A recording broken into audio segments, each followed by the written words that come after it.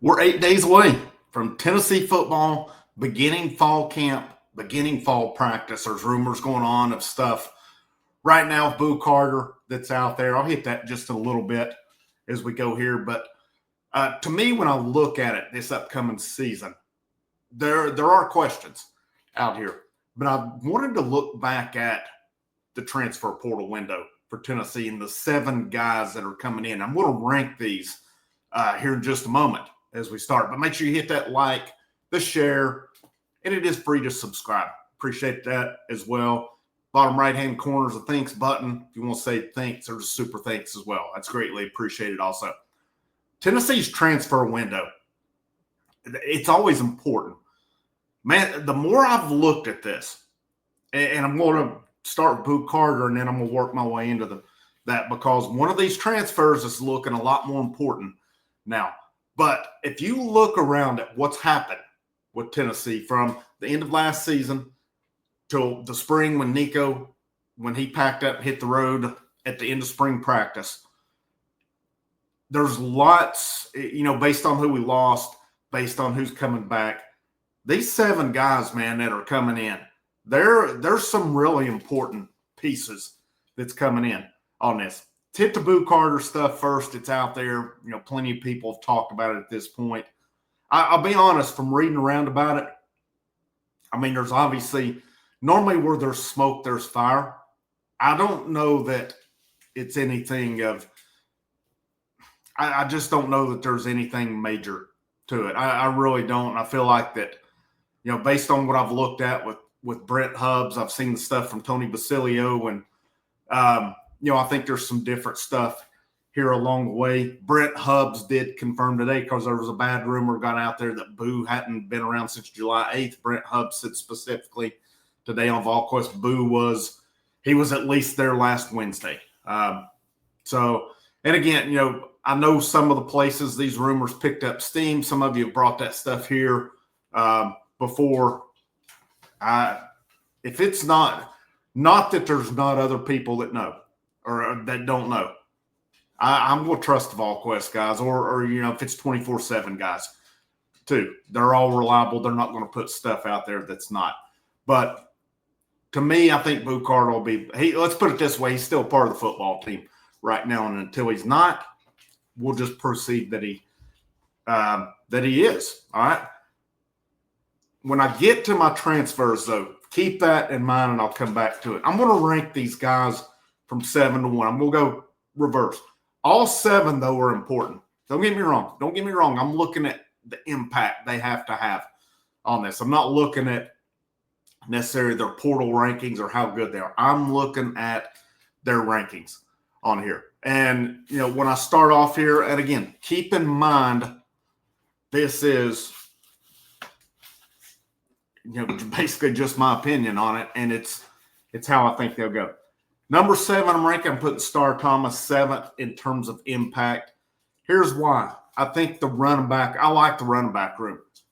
Deshaun Bishop, Peyton Lewis, Star Thomas, DeJuan Morris, Justin Baker. I think that's a really solid running back room that we have. So I don't think Thomas has to come in and be Dylan Sampson. He doesn't have to come in and be Jalen Wright, Jabari Small, or anything like that. But he does need to be impactful on it. He can do different things. He's good out of the backfield. Of course, he's good running the ball. He's good out of the backfield as well. And, he may possibly add something Tennessee really hasn't utilized the last couple of years. I don't really feel like, and we've talked about, they've thrown to the running backs a ton. Could he be a guy, especially a third down back, especially the old school third down back that comes in who can do a little bit of everything?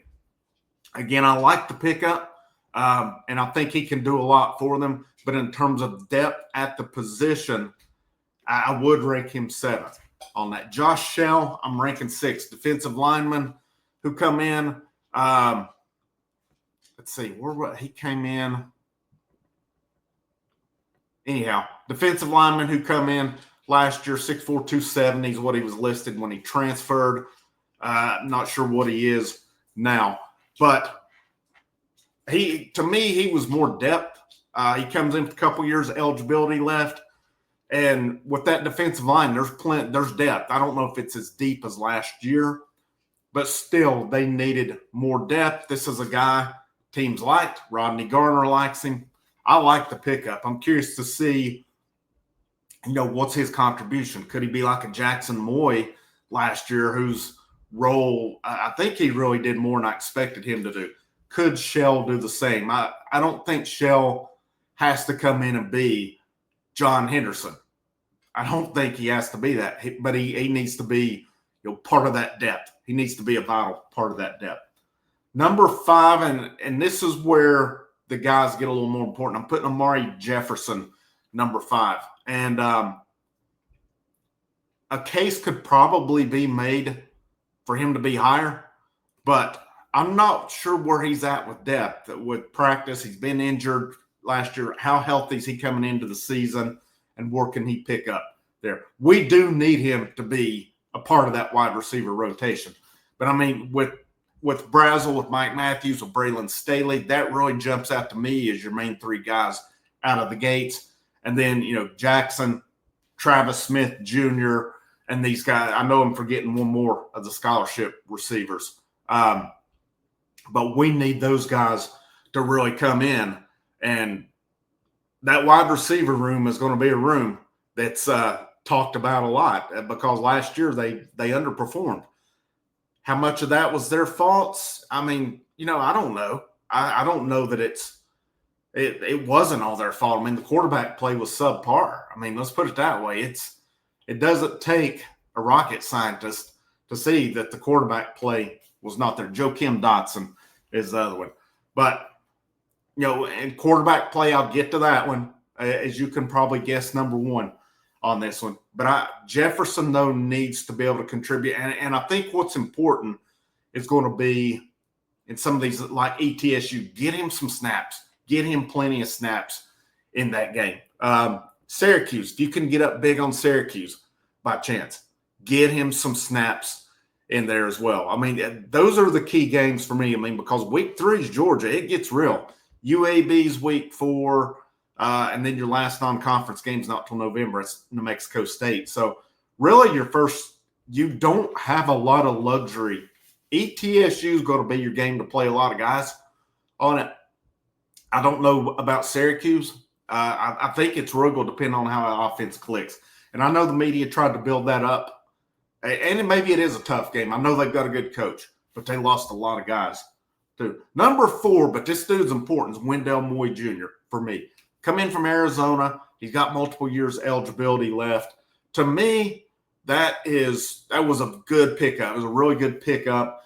And based on everything where he's going to slot in at left guard. You go Lance Hurd, Wendell Moy, depending on how they go at center, right guard, which we'll talk about here in a minute, and David Sanders Jr.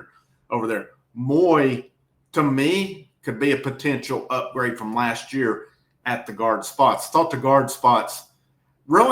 offensive line in general kind of underperformed last year. But again, sometimes that's due to quarterback play as well. We've seen quarterbacks transform offensive lines here before. Number 3, and this is I can make a case for this one. I can make a case for this one to be number 1 on it. I'm actually going Sam Pendleton 3. Now, I'll tell you why. I'll make my case for number 2 here in a minute. Pendleton, there's a case for him to be number 1. Where does he slot in? Is he going to be the right guard, or is he going to be the center? And if he's the center, that's big, because you're replacing Cooper Mays, who, great job as a Vol. He'll be missed. But for, whoever wins that quarterback job, you need adequate center play. You're going to need it for the run game. Sam Pendleton was a big pickup for Tennessee. Multiple years of eligibility left. Love the pickup. The question's going to be, is he at right guard or is he at center? And he could possibly play a little bit of both. I mean, some of that's going to depend on William Satterwhite at center. It's going to depend on Sham Umaroff or Jesse Perry at right guard. I think it'll depend on which one's the better option, basically. Big pickup of both those guys on that offensive line. With again, what I like, multiple years of eligibility. You're going to have a lot of portal offensive line continuity going. There'll be some growing pains this year. Next year, though, I mean, you should return pretty much the whole line at that point. I mean, because again, Moy, he's got what's he? I'm looking at it right now. Looks like he's got a couple. Yeah, he's a redshirt junior coming in. So, but I'm trying to figure if he's got 1 or 2 years left. That's going to be the key with him. Number 2, and the reason I rank this guy higher than I did, or as high as I did, is because of the Boo Carter stuff and because of the Jermod McCoy injury. I've got Colton Hood, number 2. Got him in the spring window. Big pickup. Now, this pickup keeps looking bigger and bigger. Once Jermod McCoy got injured, you needed somebody to come in. This guy's a good football player. Played at Colorado. Started at Auburn, Colorado. Good football player.